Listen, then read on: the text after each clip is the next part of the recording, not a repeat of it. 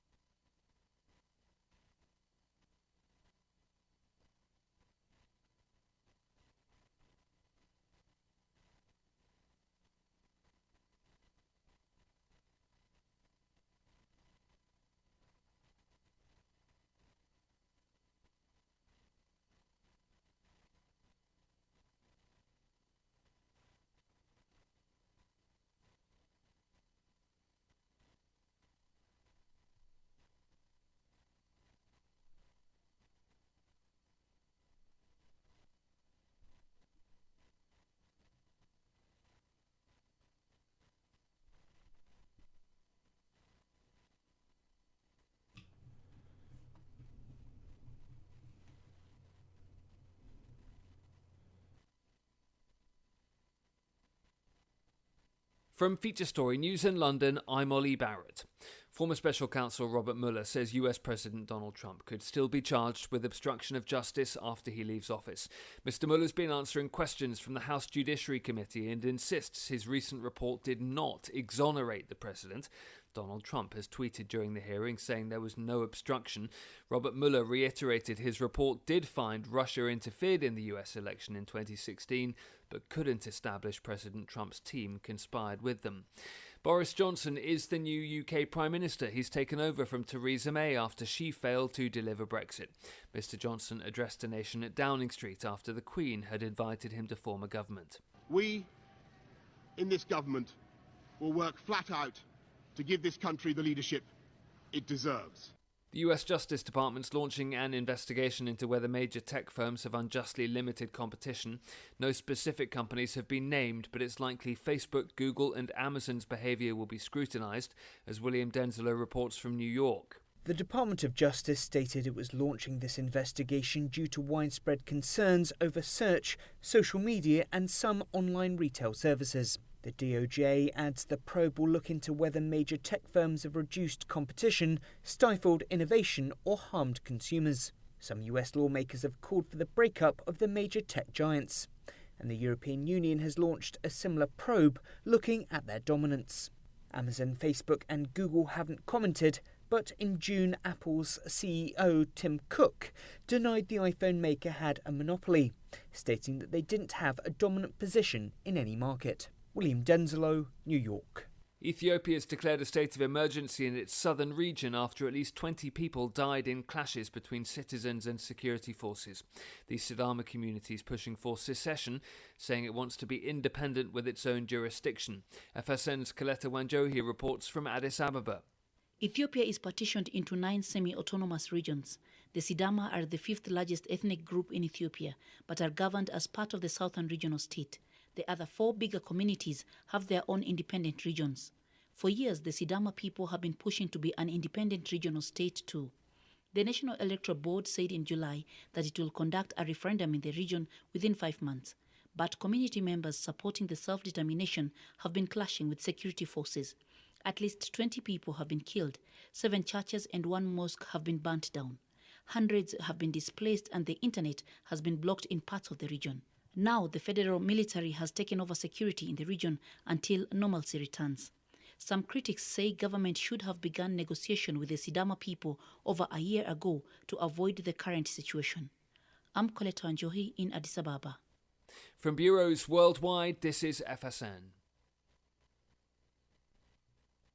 Melissa from Michigan. I work an extra part-time job serving lunch at my child's school, but I still can't afford to put food on our table. Daniel from California. Choosing whether to pay the rent or pay to fix the car to get to work doesn't leave us with much at all. Now we can't even pay for meals. Hunger is a story we can end. End it at feedingamerica.org. Brought to you by Feeding America and the Ad Council. Hi, we're the Goo Goo Dolls. We're fortunate that our daughters have what they need to grow and learn. But that isn't the case for nearly 13 million kids in the U.S. that struggle with hunger. Childhood hunger is a heartbreaking reality that Feeding America is working to change. Each year, the Feeding America network of food banks rescues billions of pounds of good food that would have gone to waste and provides it to families and children in need. You can help kids in need in your community by visiting feedingamerica.org. Brought to you by Feeding America and the Ad Council. The possibility of lung cancer can be pretty scary, especially if you're one of approximately 8 million current or former smokers at high risk. That's why SaveByTheScan.org wants you to know that now there's a breakthrough low-dose CT scan that can detect lung cancer early, and it only takes 60 seconds. You stop smoking, now start screening. For an easy quiz to see if you're eligible, visit SaveByTheScan.org. It could save your life. SaveByTheScan.org is brought to you by the American Lung Association's Lung Force Initiative and the Ad Council.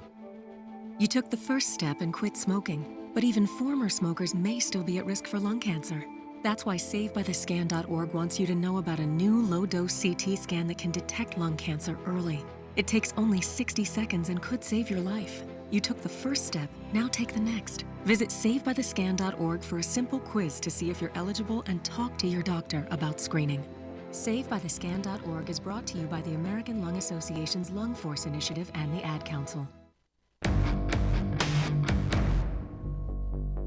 This is a test of the emergency podcast system. Activated by contract termination. Rumors of our demise are greatly exaggerated. Welcome to Stacy on the Right with your host, Stacy Washington. She's blessed to be a Bible-reading, gun-toting, Air Force veteran, wife and mom, righteously American.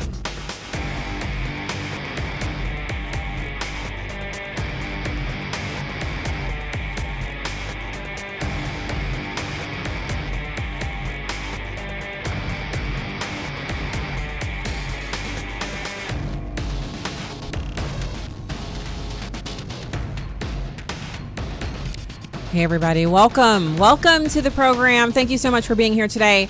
We have a little bit of a late start today because I was the keynote speaker at the Christian Business Luncheon here in St. Louis, and it was a huge turnout, and I got to meet so many amazing people. And so if you are tuned into the podcast or watching the live stream or however you're accessing us, and you're one of those people that I met and got to shake your hand today, welcome to the show. Thank you so much for actually finding us and tuning into us and connecting up with us. And thanks for being there today. I thought it was a fantastic event. So many wonderful business leaders and really not-for-profit leaders who are doing amazing things. The hands and feet of Jesus Christ, if you ask me.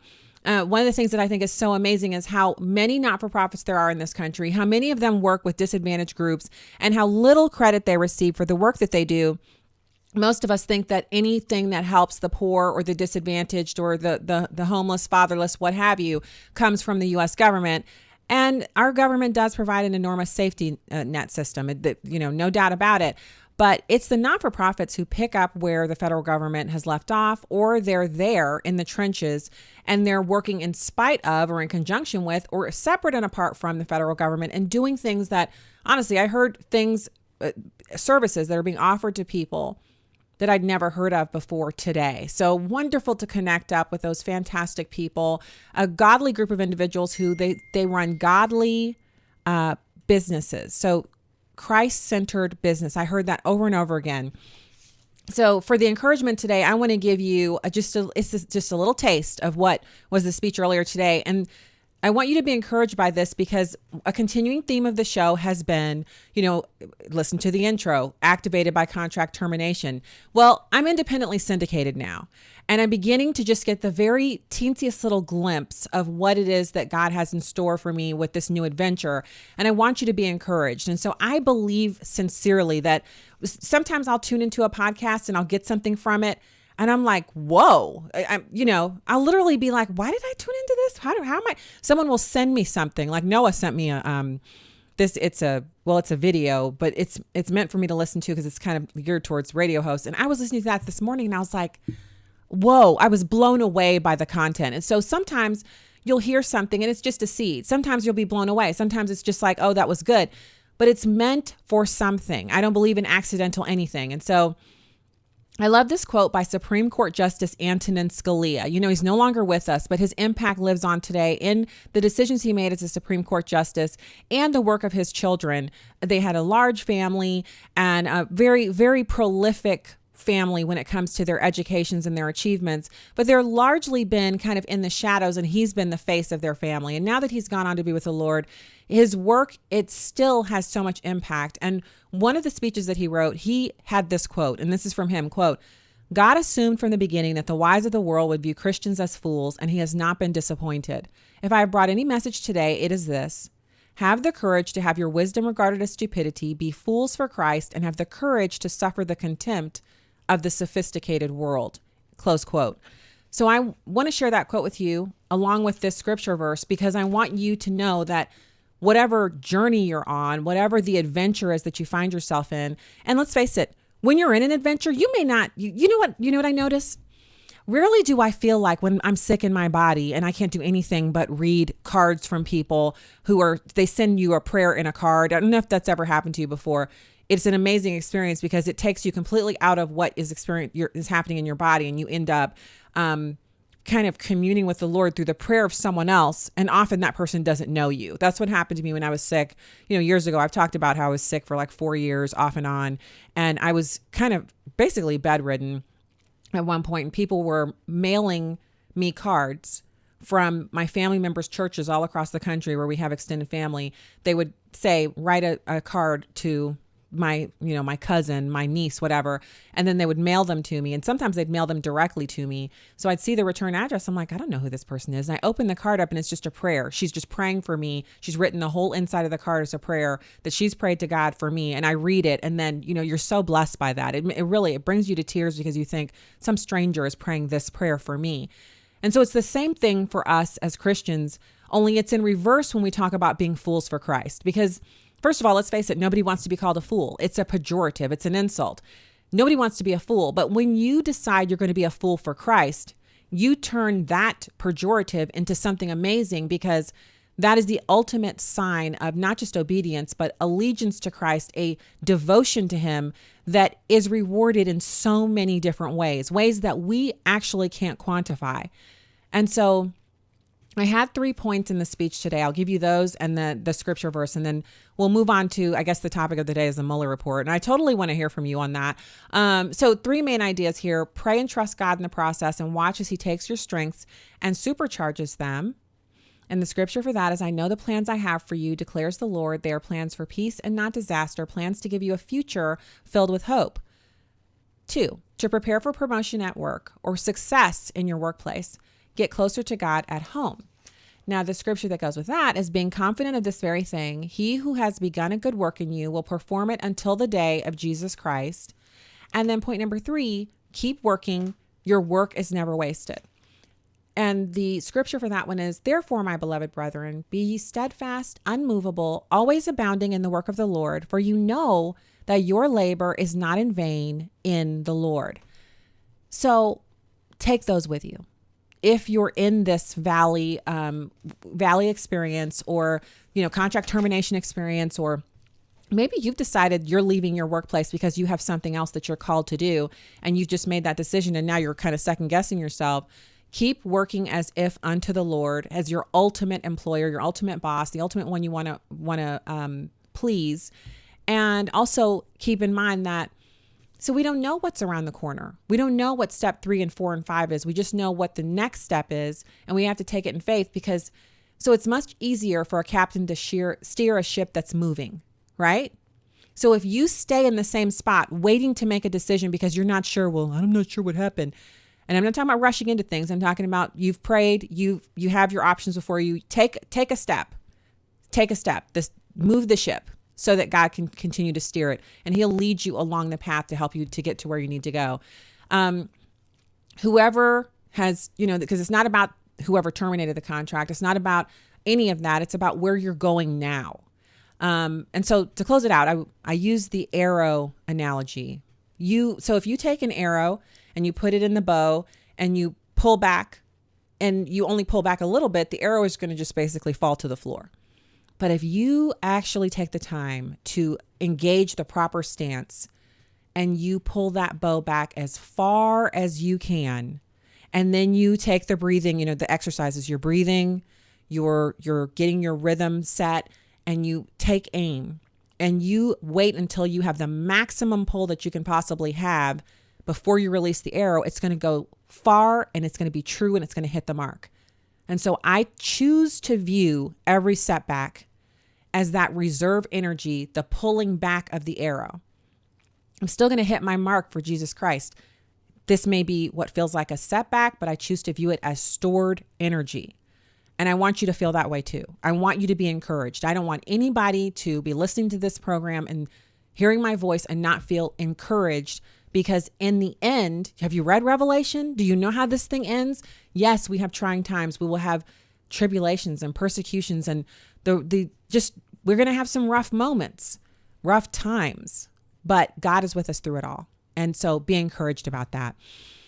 Okay, now, so let's just basically, first of all, you need to know you can call into the show, 866-766-1776, 866-766-1776. If you want to weigh in, did you watch the Mueller testimony today? So what I noticed from some friends who were providing feedback and all that stuff is that nobody feels that Mueller was responsive to the Republicans who had questions for him. He also had a emotional support puppet with him who could help him through the questioning, which to me, it kind of demeans him because he was the special counsel for all these years. And I kind of, from all the pictures we've seen of him, getting into his Escalade and driving away or being driven away, and the harsh kind of, he has this like rugged look to him. I just always imagined him as being this, he's like a whip cracker. He's the kind of guy he takes no excuses, and that he had a gruff voice and his demeanor was really tough. Well, he sounds a little bit like a pansy, y'all. Sorry. Okay, I'm not sorry. What? Why pretend? I'm not sorry. He doesn't sound like somebody who was even really all the way in charge of this thing. So the Dems made themselves look silly because what new came out of this? And Americans have already decided, polls show that Americans feel that the whole thing was, I want to be accurate here. Polls actually show that Americans felt that this was an unjust type of a prosecution against the president because they don't have any evidence that shows that he actively worked with the Russians to obstruct or to materially impact the elections. And we knew that all along. So people who convince themselves that it wasn't true, I liken it to people who, you have a problem. Maybe you're spending too much money, so this hypothetical person has, spending too much money is a spending problem. And instead of stopping the spending, basically going on, like a spending fast where the only things you're allowed to buy are things to eat, things to keep your house, so electricity, gas, etc. But no choice spending, no home improvement, no home decor, no clothing, no shoes, no cowgirl boots, no outside services like haircuts and, shampoo and blow drying, no dyeing, any of that stuff. You're not getting any of that stuff done until you can get your budget under control. And then you go to the next level and you start cutting stuff out. You're going to cut out all of the extra stuff that you pay for. You'll keep the internet, but you'll cut the cable, you'll cut your Hulu service, your Amazon, all that stuff. So you cut down to the bone to try to balance out the spending. And then you have to make even more difficult choices. Can we keep this house? Can we keep, if you have more than one car, can you keep more than one car? Do you have more than one car payment? So then you start getting down to nitty gritty. And the way the Democrats are acting about 2016, where they're still trying to reverse the election result, it's kind of like people who they're totally underwater and they're in debt. They can't keep living the way they're living, but they continue to hit the Starbucks on the way home, run out and buy a pair of boots on an impulse buy. They see a cute tablecloth at April Cornell, like I just did. I saw it, but I didn't buy it. And it goes on sale and they pull the trigger and buy it because, who can't use another cute tablecloth? Well, you can't if you're underwater and in debt, right? If your budget doesn't balance, you can't afford that. And this is a decision that we've all seen it before. People declare bankruptcy. They have all kinds of problems. And when that happens, they'll often say, well, I just didn't see it coming. Oh, yes, you did. You did see it. And with the Democrats, their loss in 2020, they can see it coming now because what are they talking about? Well, what I've seen so far is a lot of discussions about reparations, which is a no-go. No one's getting any reparations. So if you're one of those people who think you deserve it, sit down, lean back, take a few deep breaths, some cleansing breaths, and allow this information that I'm about to share with you to sink into you. You are not getting reparations. I don't care what Japanese people got or what Jewish people got. That ship has sailed for Black Americans, and rightly so, because we did not receive cash reparations, but we have received other forms of reparations. And the way forward for Americans is to stop looking at what's behind and to start to look ahead and say, what do I have in common with these other Americans? Instead of, how diverse are we? What's different about us? How about our multiculturalism? Who cares about multiculturalism? How does multiculturalism join us together as a society? And if you're a Christian and you say, well, I think we should get reparations because these other groups got it, and I'm a Christian and I believe that God, he is a restorer. Yes, he says he will restore what the locusts have eaten. He will give you back. He pays back more than what's owed. He's the God of abundance. He says, give me the first 10% of your income and I'll open up the windows of heaven and pour out a blessing upon you that's too great for you to even receive. He talks numerous times in the Psalms about sending his blessings after you so that the blessings chase you down and they overtake you. So your blessings are ahead of you and to the side of you and to the back of you. If you serve a God like that, what do you need with a government reparation? Something that will just increase your tax burden and will make you and your brother have enmity between you. Uh-oh. Yeah, I said it. All right, we'll be back with more after this. Keep it here.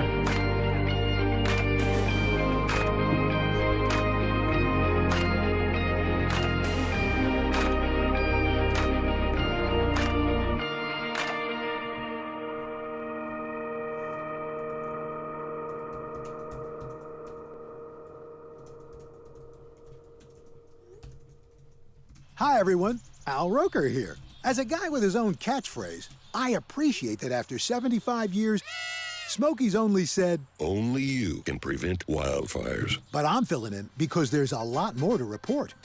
Like when it's dry or windy. Be careful burning yard waste, because wildfires can even start in your neck of the woods. Go to SmokeyBear.com to learn more about wildfire prevention. Brought to you by the U.S. Forest Service, your state forester, and the Ad Council. Woo! Let's get crazy! In movies, when someone at a party jumps into a pool fully dressed, everyone cheers them on and jumps in too. Just so you know, in real-life parties, nobody jumps in after you. You just look stupid. Come on, jump in! Come on! Most party fouls are pretty dumb, but if you decide to drink and drive underage, you could lose your license and your freedom. Learn more at ultimatepartyfoul.org. Brought to you by the National Highway Traffic Safety Administration and the Ad Council. You know what really gets a party started? Indoor baseball. Yeah, just find a broom or a pool cue, and you can use, like, anything as a ball. Cans, bottles, shoes. Hey, bro, toss me that avocado. Most party fouls are pretty dumb, but if you decide to drink and drive underage, you could lose your license and your freedom. Underage drinking and driving, the ultimate party foul. Learn more at ultimatepartyfoul.org. Brought to you by the National Highway Traffic Safety Administration and the Ad Council. Wake up and text. Text and eat. Text and meet up with a friend you haven't seen in forever. Hi. Oh, hey. Text and complain that they're on their phone the whole time. Text and listen to them complain that you're on your phone the whole time. Text and whatever. But when you get behind the wheel, give your phone to a passenger. Put it in the glove box. Just don't text and drive. Visit StopTextsStopWrecks.org.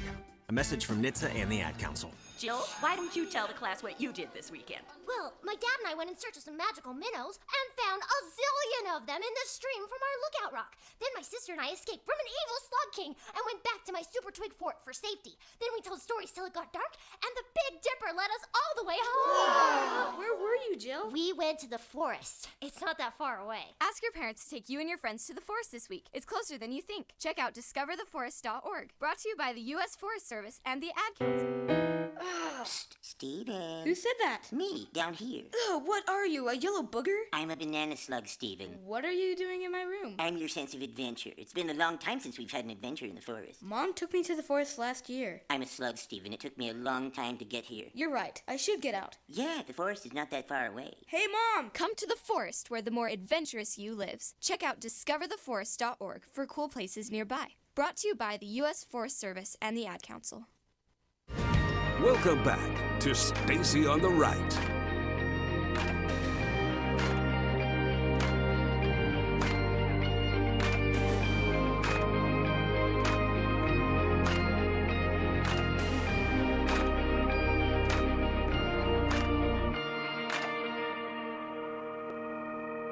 Welcome back to the program. Thank you so much for being with us today. And, we had a little delay in our actual start time today because I was speaking at an event, and then I had actually a hit on a national TV show that I did before I came on here. So watch this space, where if you're live streaming from someplace or if you're on the podcast, watch this space, and I'll definitely have an update on when you can watch that. I also just want to say, thanks to everyone who's been sticking around and who's been reaching out and sticking around for this new digital adventure we're on. Self-syndicated, independently syndicated. This is an adventure, and I'm so glad to be on it with you. So I wanted to give you a little bit of a kind of a recap of the Mueller testimony. So I didn't get to hear every bit of it, but from what I heard, it was kind of an embarrassment for the Democrats, and here's why. The testimony actually damaged him, and it was intended to damage President Trump. So these kinds of cheap shenanigans by the Democrats don't bring them more votes. It actually turns off serious-minded voters. And it's not that people are changing their mind about what they believe on issues. It's that they feel as if they're being, it's an insult. They're being insulted by the Democrats because their intelligence is being insulted. And the whole intent of this was to resurrect the dead horse of impeaching the president. They just recently had a vote. I think it was last week. They had a vote on impeachment, and it resoundingly was voted down. The House is not impeaching the president. So it wasn't helpful to Special Counsel Robert Mueller. I already told you he looked very discombobulated. He looked weak. He looked ineffective. And the Democrats who forced him to testify looked silly because, so here's, you would want to force somebody to testify if that testimony would be damaging to your target. And even if the person who was doing the testifying didn't come off as well as you would like, if what you got out of them served your purposes, then it would be worth it to do it. But if you can't get what you want out of the testimony, and if the person that you're forcing to testify won't say what you want them to say, then you're kind of running in the blind, and you're going to hit whatever is out there that you can't see. And when you hit it, it's going to be a train wreck. And that's what happened. Mueller was extremely hesitant. He didn't sound forceful. He didn't come in there and ride in like a lion and kind of, set out this, very kind of damning set of facts that could be used ad nauseum by media and other types to bludgeon the president on the way into the election here. He repeatedly refused to comment on matters that were not mentioned within the four corners of his report. He even declined on occasion during this morning's testimony to comment further on names and items that were mentioned. So things he could talk about, he didn't even want to talk about those. Over and over again, he asked lawmakers to repeat their questions as if he was battling a hearing problem or a comprehension issue. With some frequency, he could not recall or understand the contents of the nearly 450-page document that he wrote, right? So this is the rundown of all the things that went wrong with this thing this morning. And I think this is like let's say this is the analytical rundown, right? And there is a place for the analytics, but there's also the kind of just, drive-by assessment of what happened. it's the layperson's response to what they heard today. And it's not good. It's not good. I don't see people anywhere on social media going, woo, that was great. Mueller, knocked it out of the park. Rather, they're trying to kind of point to any little thing that he said that they can kind of capitalize on. And there wasn't even much of that. So he didn't inspire confidence. He didn't seem sharp. He didn't seem tough-minded. He didn't even seem as if he was fully in command of the work that he spent 40 million taxpayer dollars to bring to us. So I don't want to comment on his integrity. I don't know this man. Before he became the special counsel, I had no knowledge of him whatsoever, as is appropriate for someone who works in government. We're not supposed to know all of their names. They're not supposed to be celebrities. That's the antithesis of what the founders actually had in mind for us, to have the people who govern over us be famous, or like AOC and the squad constantly seeking media attention. It is as it should be that we don't know who he was until he became the special counsel. But his probe, when looked at from the historical perspective, and I know we're really close to it right now, right? Just came out this year. But 2 years, 5 years, 10 years, 20 years down the road, where do we see not just the public, but historians, people who will by then they'll be only mildly acquainted with it. How will they view his work, the work product, the effect of it, its impact? I don't see it being viewed positively. So he appears to have been, at this point, judging by his testimony today, somewhat of a figurehead, meaning he wasn't really in charge of this whole thing. He wasn't the driver. So that makes me ask, who was? So he was a quote unquote Republican, and he was placed in charge of the investigation, but he wasn't really in charge of it. It was really a group of Democratic prosecutors who led the probe. So strategy-wise, the Republicans were not in charge of whether or not Mueller was going to come and testify. The president refused to forbid him from coming to testify. So he came and he testified, and the Republicans appear to have taken the tack that they would cast doubt on how much he was actually in command, and they would kind of separate him from the report, thereby removing the legitimacy of it, because the Democrats have spent the past 2 years telling Americans that because Mueller is a Republican and he's leading the investigation and he was so doggedly on track and he wouldn't give up on it, that it had to be legitimate.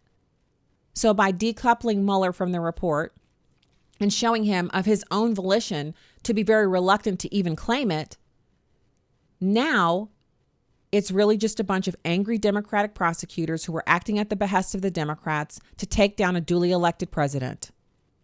You're welcome, anybody who's working on campaign 2020, just take that and you can play it ad nauseum. You can have other people voice that over. That's the ticket. Mueller report, bunch of angry Democrats out to get the president and reverse the results of the 2016 election. Bim, bam, boom, done. You don't even have to put a pin in it. That's a gift wrapped little soundbite right there. So I think we're going to hear that a lot. I don't think I've actually even coined anything. That other strategists have already written that down, and they've already got people lined up to start saying it. They're probably scripting commercials on it right now. So there were a few made for TV moments, but Mueller's disorientation and halting responses actually limited Team Nadler's capacity to get these kind of highlight reel type sound bites. So the Democrats got a couple of little gotcha moments, but the problem is that Mueller was only affirming damaging looking facts and allegations that were listed in the document that were already made public. These allegations have already been picked apart and argued over to the point of you're not even beating a dead horse anymore. You're beating the spot where a dead horse once lay, and the carrion and, fowl of the air have already come through and picked the bones clean. And then the heat of the sun has disintegrated the bones. And all that's left is the memory of the dead horse that was there. And the Democrats are now furiously beating the memory of a dead horse, not the actual dead horse, because it's rotted away and it's not even a carcass left. That's how far down the road they've gone with this thing. So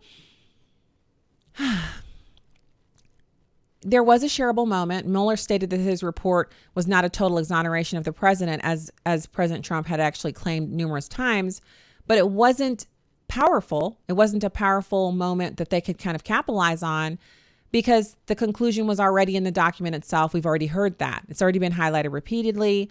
Polling shows that Americans disagree with Trump's overbroad boast about the extent of his exculpation. And when I say the public, so lesser informed American, people who, they're low on the news consumption cycle, or they consume a lot of news, but they consume a lot of news that's not really news. They consume fake news. And that's not an insult to people who, obviously, in my estimation and in my view, when I look out at Americans and I meet someone and they say, oh, I didn't know you had a podcast, or I've never heard of you before, or I don't listen to political radio. I don't get insulted by that, and I'm not shocked by it at all. People have lives, and not everyone's interested in politics.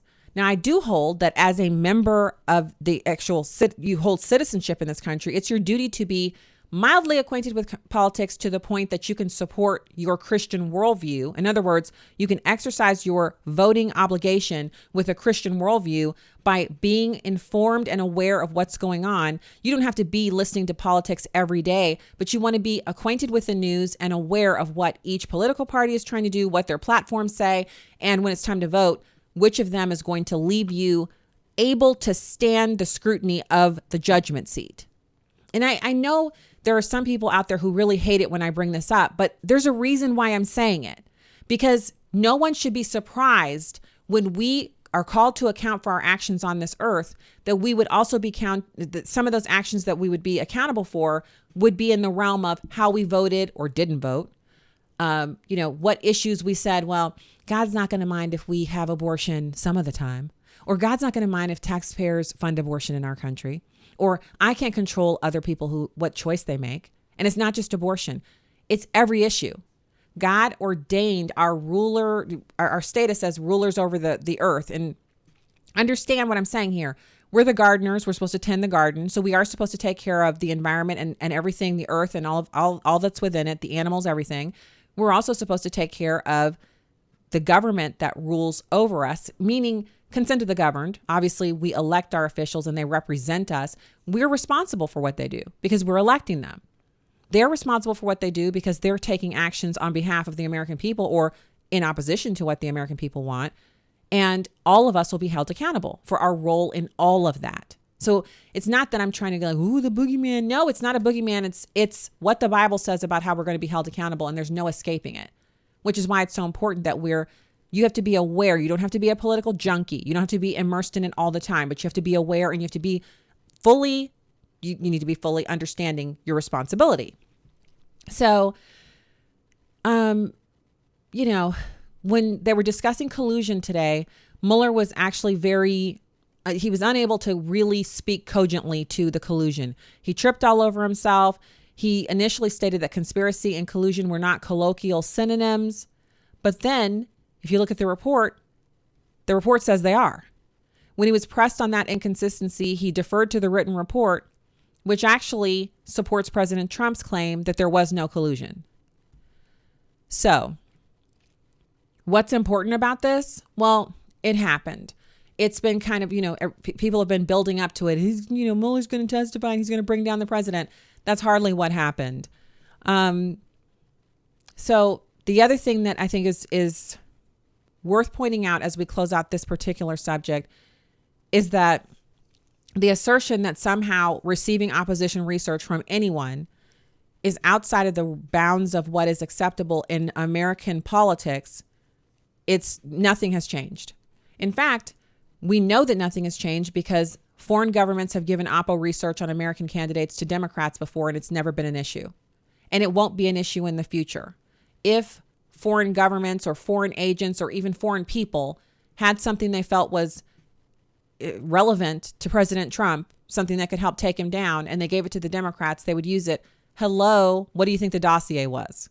The dossier was not written by an American citizen. It was not written in America. And it was paid for by Democrats, and they used it to create this whole witch hunt. So, there it is. And I gotta say, when I was thinking about what his testimony would be today, I didn't think it was going to be good. Everybody's mad about it. He seemed unfamiliar with the key parts of his own thing. He walked back a statement, and all in all, everyone feels that this was a disaster for the Democrats. Now, there was the other story that was, I thought was kind of really crazy. And that is, so did you guys see the video? Did you happen to catch the video of Rashida Tlaib, one of the squad members? She was at a Trump event and she had to be escorted out, and she was jumping up and down like a man and bouncing around with her arms flailing and just, you know, screaming at the people they were like, "You've lost your mind." And she was screaming back at them and cursing. And it just makes me wonder if she might actually have some kind of like, well, I hate to say she's mentally ill, because that's a way that people get away with their bad behavior. Some people are just evil. Their actions are evil. And what we do when we say they're mentally ill is we take away their responsibility for what they've done. They're responsible, and we shouldn't be giving them a pass on that. There are mentally ill people. But Tlaib, I don't think she's one of them. She says she likens the anti-Israel boycotts to the American boycott of Nazi Germany in her floor speech. Unbelievable. She just doesn't know when to quit. And we should be, I guess, happy that she's doing that, because it just makes the Democrats look awful. So now I want to turn over to something so this is for parents. And and if you're not a parent, but you have any kids in your life, this is for you. CNBC is reporting that Facebook has issued a warning. There's a flaw in Messenger Kids, by the way. So let me just go ahead and out myself. I don't have Messenger. Yes, I have Facebook. And yes, when I'm on Facebook, I can communicate in messaging. But if you've ever messaged my private Facebook account and you noticed you haven't gotten a message back, it's because I rarely check the messages in that one. Because if you want to contact me, you can text me. And if you don't know me well enough to text me, then you can message me at the Stacy on the Right Show page. And I respond to that page pretty quickly. Like, I'm constantly in there responding to those messages.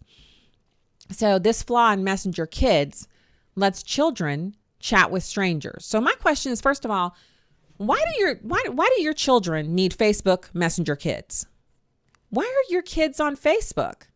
So our kids had to be a certain age before they were allowed to get on Facebook. And even then they had private accounts. So the account was not discoverable by a member of the public. You had to actually know them, and they had to message you, friend you, which meant they only had like 10 friends each.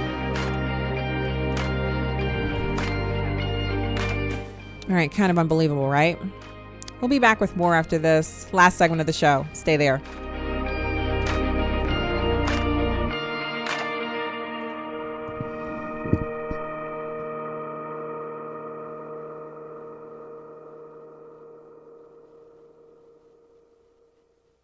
Hey, Kevin, thinking about saving for retirement? Yeah, but how do I start? It's easy with Avo, a retirement coach. Let's learn the Avo bet. A's for taking action. Not anxiety? No, Kevin, you're gonna be fine. You sing? Barely. V is for variety. Huh, change up my strategy. Okay. O is for optimize your savings. Let Avo lead the way. Visit aceyourretirement.org today. A message from AARP and the Ad Council. Listen, as a hiring manager, I've got to tell you, the best job candidate isn't always the typical candidate. Sometimes they're a grad of life. Meet the grads of life. Young adults of unique determination and experience, an ideal fit for your company in an entry-level position, internship, or mentorship. They might not have every qualification you typically look for, but they're exactly who your company needs. Sometimes the best candidates aren't the ones you're used to. Go to gradsoflife.org to learn how to find, cultivate, and train this great pool of untapped talent. Brought to you by the Ad Council and gradsoflife.org. Okay, forest animals, kids are coming to the forest, and it's up to us to make their visit a good one. Sparrow, have you practiced the most popular bird songs for the year? Of course. Catchy. I like it. River, how's the temperature? It's a refreshing 52 degrees, man. I love it. Turtle. He's not here yet, man. He's late every morning. Okay. Squirrel. The forest has been preparing just for you. To learn more about cool things to do in the forest, visit discovertheforest.org. Brought to you by the U.S. Forest Service and the Ad Council. Man, I love my kids so much. I once sat for 3 hours in the cold rain to watch our soccer team lose by 18 goals. I love my kids so much, I once used a tube to suck snot out of her stuffed nose at 3 a.m. You win. Love your kids? Love them enough to make sure they're in the right car seat. From toddlers to tweens, visit nhtsa.gov/the-right-seat to find the right seat for their age and size. Keep them safe. Visit nhtsa.gov/the-right-seat. Brought to you by the National Highway Traffic Safety Administration and the Ad Council. When is the best time to talk to your family about staying in touch during a disaster? When floodwaters reach your door? When wildfires are engulfing the edge of your neighborhood? Or an earthquake is destroying buildings? Or is the best time perhaps today? During a disaster, you may not be able to stay in touch with your family or friends as easily as you think. Go to ready.gov/communicate and make your emergency plan today. Don't wait. Communicate. Brought to you by FEMA and the Ad Council. 1 in 3 adults has prediabetes. 1 in 3. That means it could be you, your football buddy, your football buddy, or you, your best man, your worst man. You, your dog walker, your cat jogger. While 1 in 3 adults has prediabetes, with early diagnosis, prediabetes can be reversed. Take the risk test at doihaveprediabetes.org. Brought to you by the Ad Council and its prediabetes awareness partners. Welcome back to Stacy on the Right.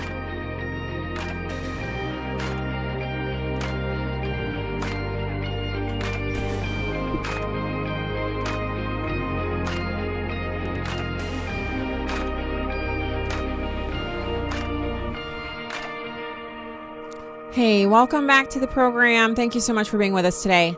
Listen, here's what I'm looking for. This is one of those things where I can't believe this is something that's happening to us. But then as I was reading the story, I thought to myself, I'm doing this too. So raise your hand, like the little church. So it's basically one finger and you put your finger in the air. If you've ever been to one of those Southern churches where when you get up to use the bathroom, instead of just getting up and walking out, you put your finger in the air, and the finger means pardon me, because people are looking at you now instead of looking at the pastor while he's preaching. Anyway, raise your finger if you actually eat while you're staring at a screen. They have a new term for this phenomenon. It's called zombie eating. 88% of adults dine while staring at a screen. This is according to a study that's out. So this is out of New York City. And they're talking about this study, a survey of 2,000 adults that found that a whopping 88% are so-called zombie eaters who stare at some kind of screen while they're eating. The survey was commissioned by Pretzel Crisps and aims to shed some light on American eating habits. Results indicate that Americans are so glued to their screens, they rarely stop staring even to eat. The average U.S. eater will stare at their phone twice over the course of any given meal and will only have 5 screen-free meals per week. Okay, so I got my little notepad here that I keep during the show. My goal is to have, first of all, there's 3 meals a day, right? So that's 21 meals a week. So my goal is to have, let's say, half of those. So 10, that's a little less than half. 10 screen-free meals per week. Now I can think right away, if we just don't have our screens at dinner, that's 7 of those. So doesn't it make you wonder, what did we do before we had these cell phones that we stared at? Oh, I know what I did. So everybody who knows me personally knows I'm really big into interior design stuff. And it's just a little hobby. And what I used to do is I would check out books at the library, and I would always check out a few magazines. And while I'd be eating, I'd be flipping through the magazines. And obviously my situation may be a little different because I work from home. And before I worked from home, I was full-time stay-at-home mom. So the kids, if they weren't here, I'm eating by myself, obviously. Most of that time I'm eating by myself. And in doing that, I would be like, so you're eating by yourself. So what am I supposed to do? Talk to the dog? I mean, I could watch television, which I wouldn't be doing because we haven't been live TV people for at least 10 years because we used to have a TiVo. So, it's never been where I was just sitting around watching television while I was eating. It was always I would be reading something. So reading on the phone has taken the place of reading magazines and books that I used to read while I would eat. But it's interesting because they have some kind of interesting details here on this one. So first of all, Zombie eating is an almost universal practice. In today's culture, 91% of respondents reported watching television while eating a meal or snack. 49% say they watch TV while eating on a regular basis. Most people are very picky about what they watch while they eat, with 83% of respondents reporting they've had food go cold while they deliberate on what to watch. Well, I don't have that problem. Sometimes whatever is on the screen takes precedence over the food that's right in front of us. 86% of respondents say they've even forgotten to eat their meal because they were preoccupied by the screen. What are they eating? So what they're eating must not be very tasty, because I always finish my food. What is keeping Americans so busy that they can't unglue themselves from a screen to eat? The number one reason 50% of Americans stay on their smartphones while eating is to read or send emails. Also, 48% stay on their phones to check out social media. 37% watch YouTube videos. 36% say they focus on work-related activities. So the zombie eating phenomenon also seems to impact where Americans are eating. The office lunch break is a welcome relief from monotony in office life, but 67% of respondents say they now take their lunch breaks in the office so they can stay connected. 22% say they eat lunch right in front of their computers. I'm guilty of that. And then the average respondent reports eating 3 meals per week sitting at their desk.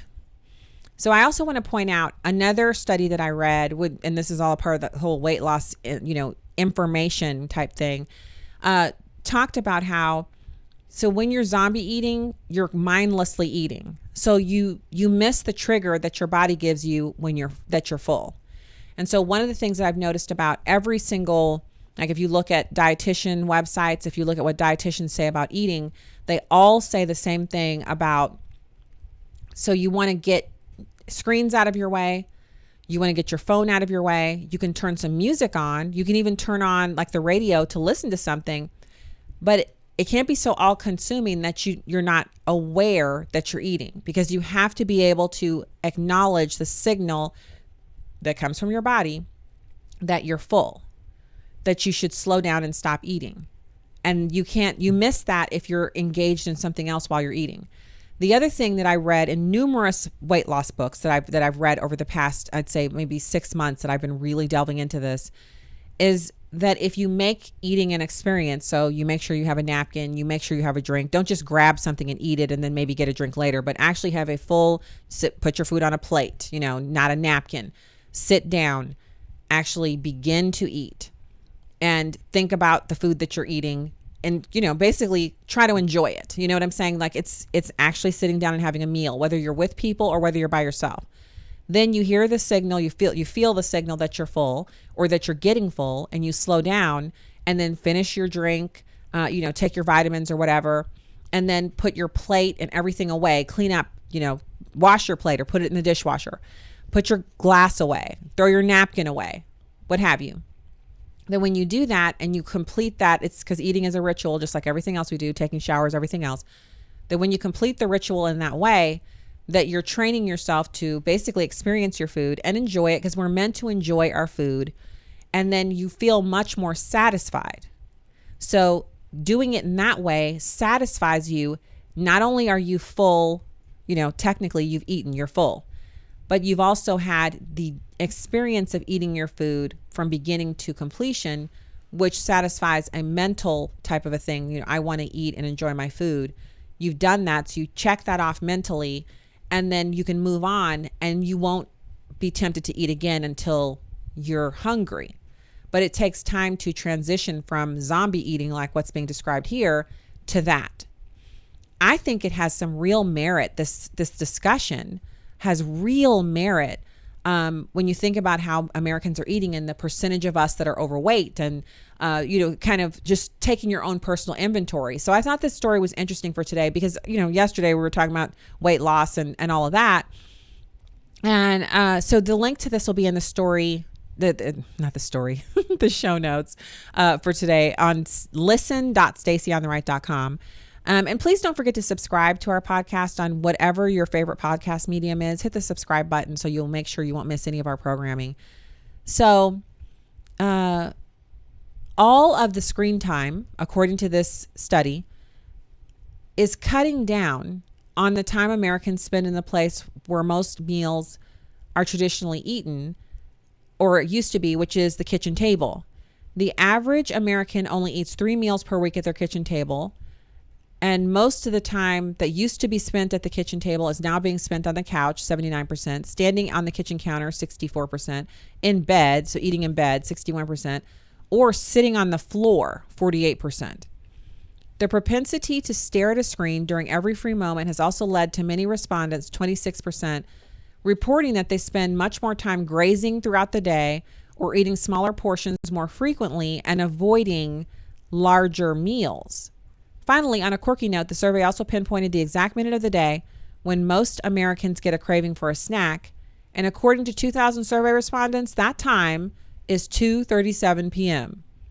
or almost exactly halfway through the live stream of this show. What? So are you guys eating during the live stream? Is that true? Do you find yourself craving something to eat at 2:37?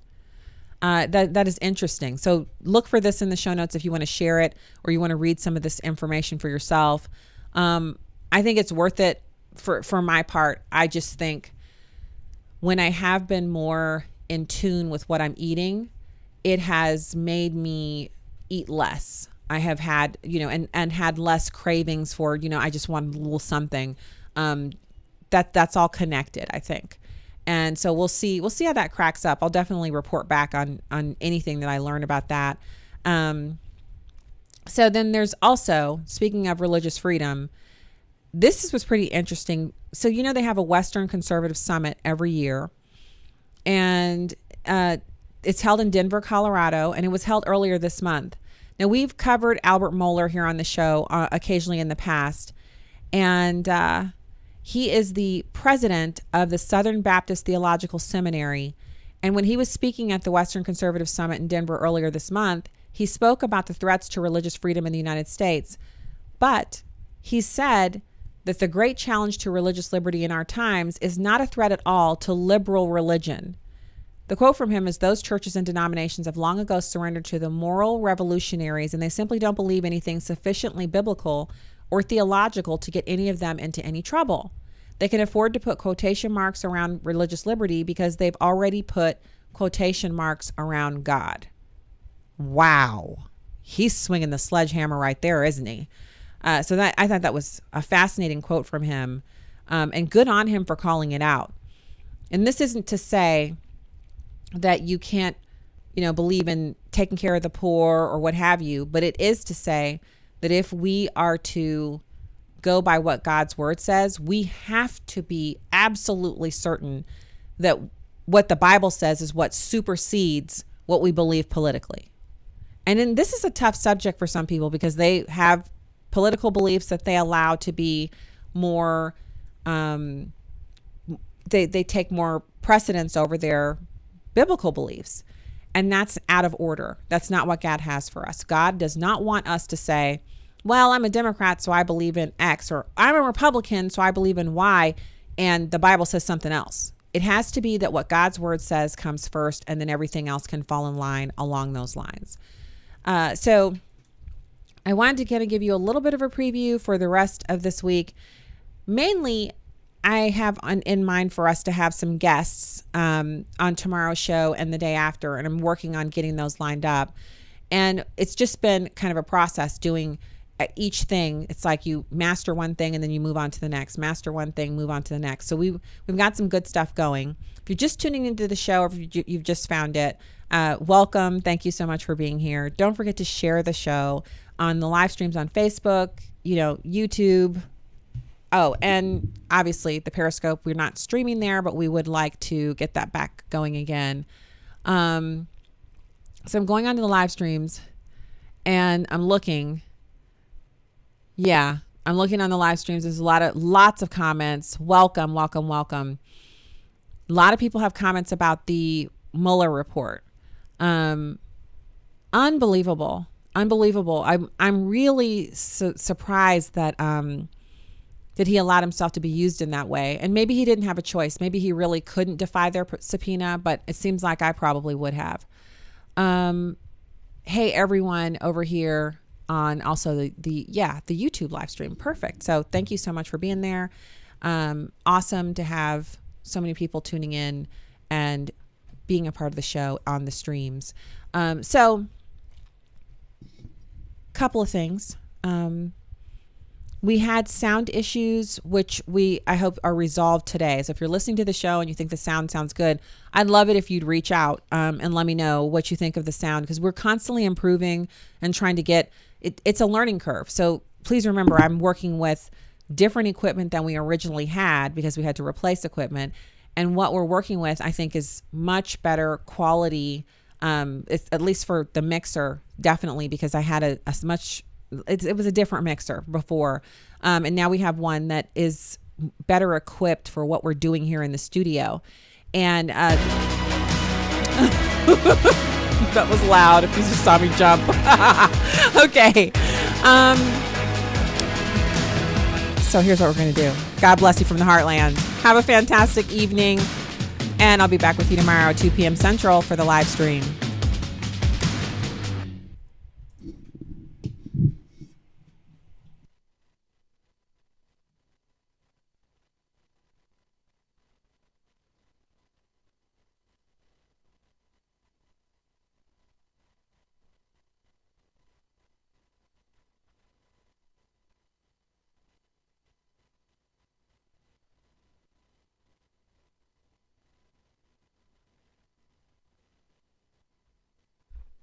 That's hopefully enough time for you to stop streaming.